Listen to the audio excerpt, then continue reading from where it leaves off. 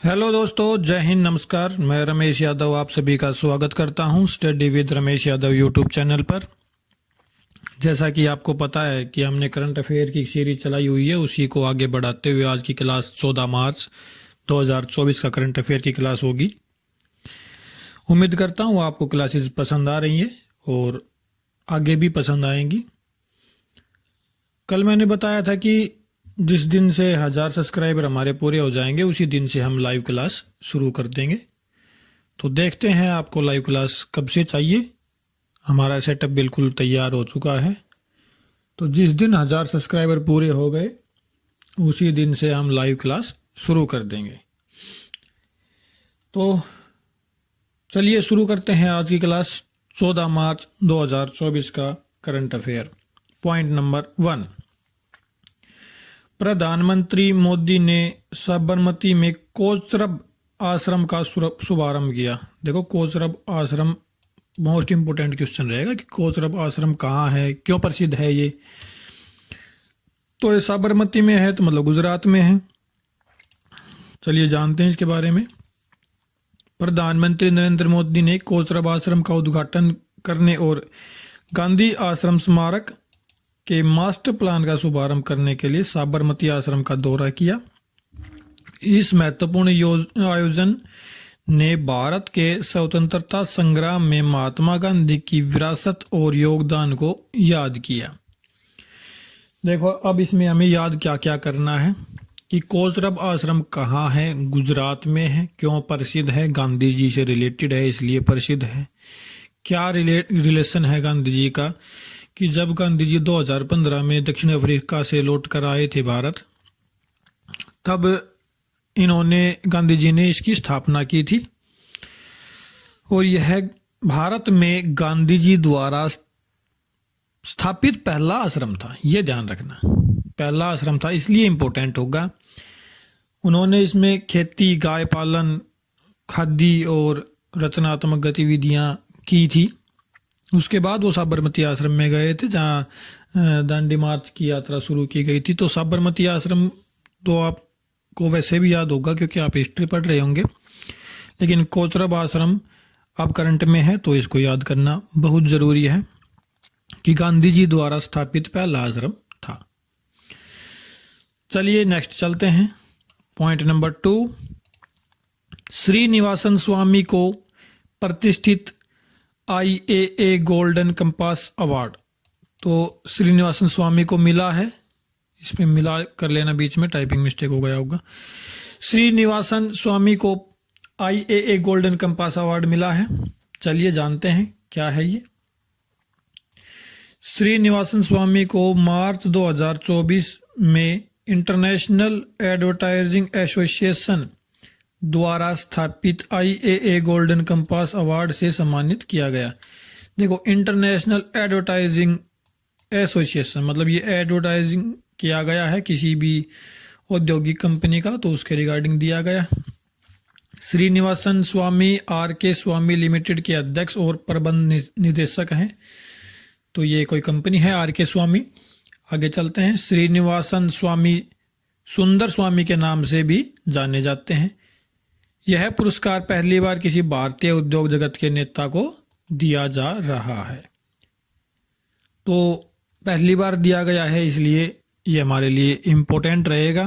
तो याद रखना, IAA गोल्डन कंपास अवार्ड किनको मिला है? श्रीनिवासन स्वामी जी को मिला है। ये हैं RK स्वामी लिमिटेड के अध्यक्ष और प्रबंध निदेशक।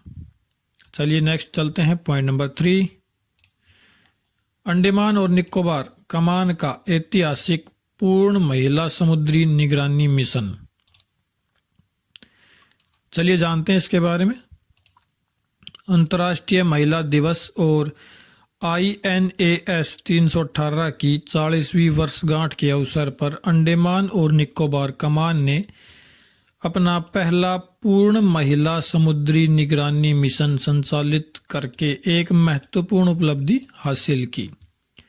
यह ऐतिहासिक आयोजन लैंगिक समानता के प्रति प्रतिबद्धता को रेखांकित करता है और राष्ट्रीय रक्षा में महिलाओं की अपरिहार्य भूमिका को मान्यता देता है। इसमें हमको याद क्या करना है, हमको याद करना है कि जो प्योरली महिलाओं का जो दल बनाया गया है, कहाँ की निगरानी के लिए बनाया गया है, तो ये अंडमान निकोबार क्षेत्र की निगरानी के लिए बनाया गया है। सिर्फ इतना याद रखना है, कौन सी कमान ने बनाया है, किन्होंने बनाया है, कोई इंपॉर्टेंट नहीं रहेगा कि कहाँ के लिए बनाया है, ये इंपॉर्टेंट रहेगा। तो अंडमान निकोबार के लिए बनाया गया है, ये आप याद रखना। चलिए नेक्स्ट चलते हैं, पॉइंट नंबर 4। तमिलनाडु के सीएम स्टालिन ने की CAA लागू न करने की घोषणा। ये मैं कल भी बता दिया था आपको, आज मैं एक क्वेश्चन ही ले आया कि इन्होंने ऑफिशियल घोषणा कर दी है। कल तक ऑफिशियल घोषणा आई नहीं थी, परसों तक, कल जो हमने क्लास ली थी तब तक। तो इन्होंने ऑफिशियल घोषणा कर दिया है कि हम CAA लागू नहीं करेंगे।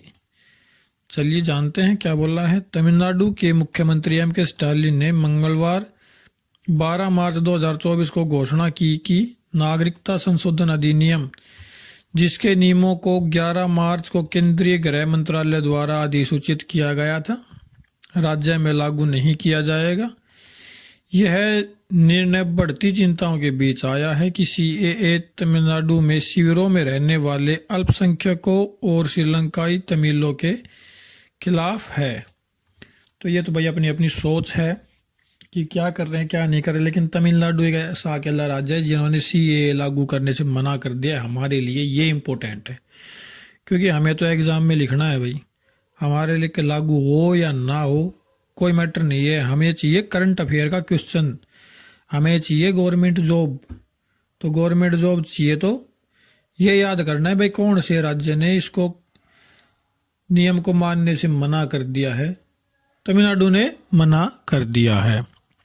तो भाई तमिलनाडु के बारे में अगर बात करें तो तमिलनाडु के राज्यपाल है रविंद्र नारायण रवि, मुख्यमंत्री M.K. स्टालिन, और तमिलनाडु की राजधानी की बात करें तो आपको पता ही होगा चेन्नई तमिलनाडु की राजधानी है।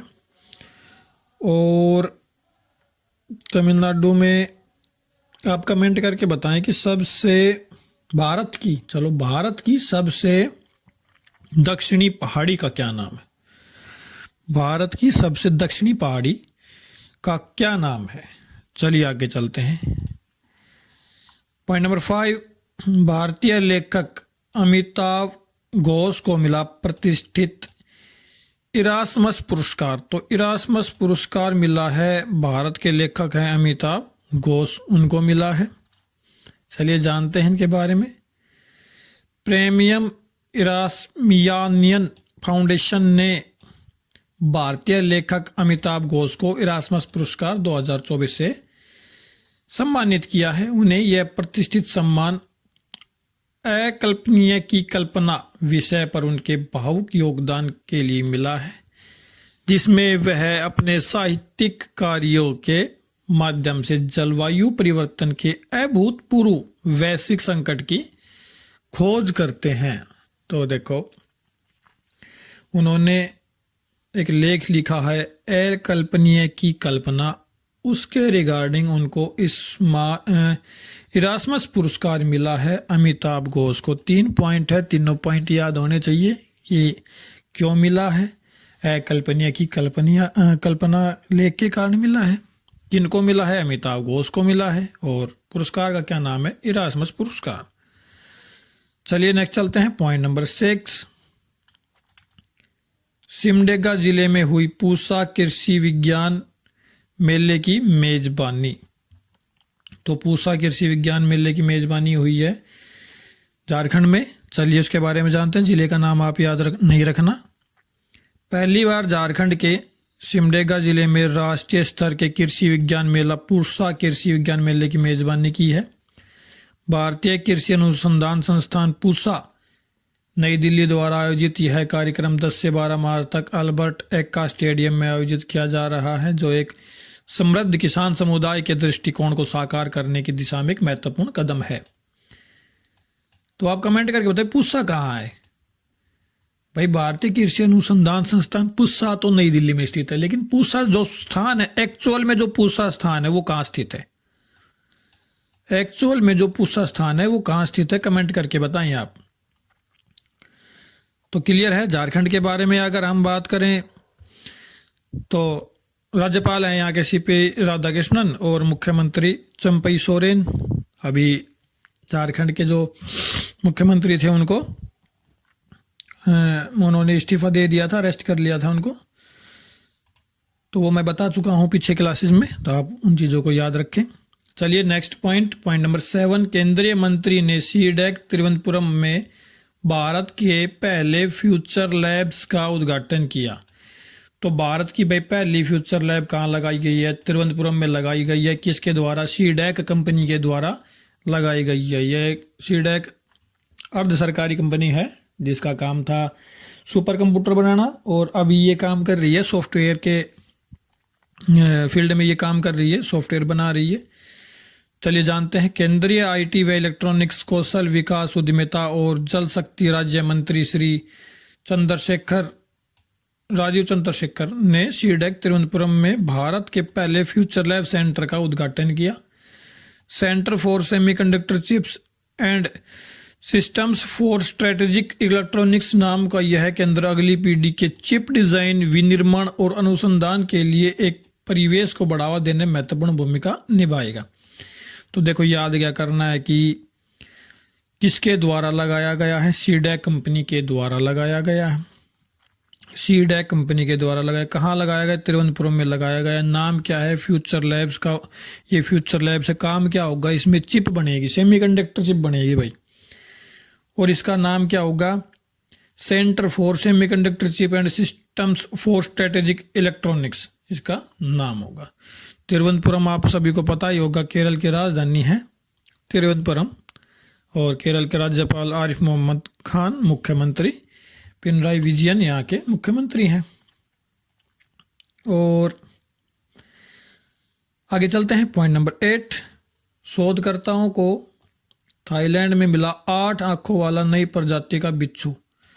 देखो ये क्वेश्चन बहुत ही इम्पोर्टेंट होते हैं क्योंकि एनवायरनमेंट एंड इकोलॉजी से क्वेश्चन आने लग गए हैं एग्जाम में बहुत ज़्यादा, जो भी करंट में चल रही होते हैं तो वो क्वेश्चन पूछे जाते हैं, तो हमें इनको याद रखना बहुत ज़रूरी है।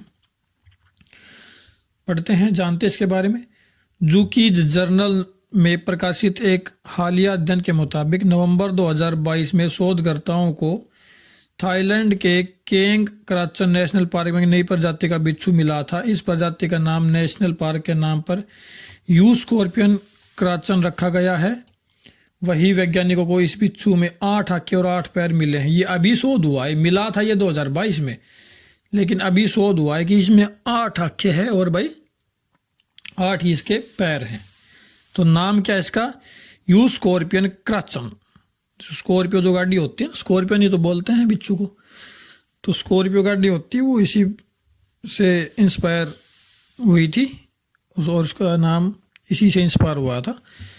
तो आप एक कमेंट और करें कि जो स्विफ्ट है, स्विफ्ट गाड़ी आपने पढ़ी होगी, देखी होगी, तो स्विफ्ट गाड़ी किससे इंस्पायर है? उस जीव का नाम हमें बताएं। और थाईलैंड के बारे में अगर हम बात करें तो बैंकॉक यहाँ की राजधानी है और ये देश ज़्यादातर टूरिस्ट पे इसकी इकोनॉमी डिपेंड करती है। यहाँ के राजा हैं रामदसम और प्रधानमंत्री प्रयुत चन ओचा यहाँ के प्रधानमंत्री हैं। और यहाँ पे ना विष्णु भगवान को बहुत माना जाता है, इसीलिए यहाँ का राष्ट्रीय प्रतीक जो है वो गरुड़ है। विष्णु भगवान की मान्यता बहुत ज़्यादा है थाईलैंड में। चलिए नेक्स्ट चलते हैं। पॉइंट नंबर 9, भारत वैश्विक हथियार आयात में शीर्ष पर, सिपरी की रिपोर्ट। तो भारत जो भाई हथियार का आयात कर रहा है ना, तो वर्ल्ड में सबसे ज़्यादा कर रहा है। तो चलो अच्छी बात है भाई, कम से कम सेना तो मजबूत हो रही है इस चीज़ से, तो अच्छी बात है ये तो। चलिए जानते हैं। Stockholm International Peace Research Institute के नवीनतम आंकड़ों के अनुसार भारत 2019 से 2023 की अवधि के लिए दुनिया का शीर्ष हथियार आयातक था। तो मतलब अभी भी है भाई, 2023 तक की रिपोर्ट आई है ना, अब तो 2024 चल रहा है, तो 2024 की रिपोर्ट आगे आएगी। तो मतलब अभी भी ये भारत सबसे बड़ा आयातक है। आयातक मतलब भाई बाहर देशों से भारत में हथियार आ रहे हैं, बाहर देशों से, वो कहीं से भी आ रहे हो, तो वर्ल्ड में सबसे ज़्यादा हथियार आयातक देश भारत ही है। तो कैसी लगी आज की क्लास? उम्मीद करता हूँ आपको पसंद आई होगी, और अगर क्लास पसंद आई है तो लाइक करें, शेयर करें, चैनल को सब्सक्राइब करें और बेल आइकन ज़रूर दबाएं ताकि जो भी क्लास डले आपको उसका नोटिफिकेशन मिलता रहे। कमेंट करके ज़रूर बताएं कि आपको क्लास कैसी लगी, आप अपना व्यू दे सकते हैं। और लाइव क्लास जल्द शुरू करेंगे, जिस दिन ही 1000 सब्सक्राइबर हमारे पूरे हो जाएंगे उसी दिन से हम लाइव क्लास शुरू कर देंगे। तो देखते हैं आप कितना जल्दी आप अपना काम करते हैं, हम अपना काम करेंगे। कुछ जिम्मेदारियां आपकी भी है, आप भी अपनी जिम्मेदारियां निभाओ, हम अपनी जिम्मेदारियां निभाएंगे। तो चलिए फिर मिलते हैं। क्लास देखने के लिए धन्यवाद। Thank you very much.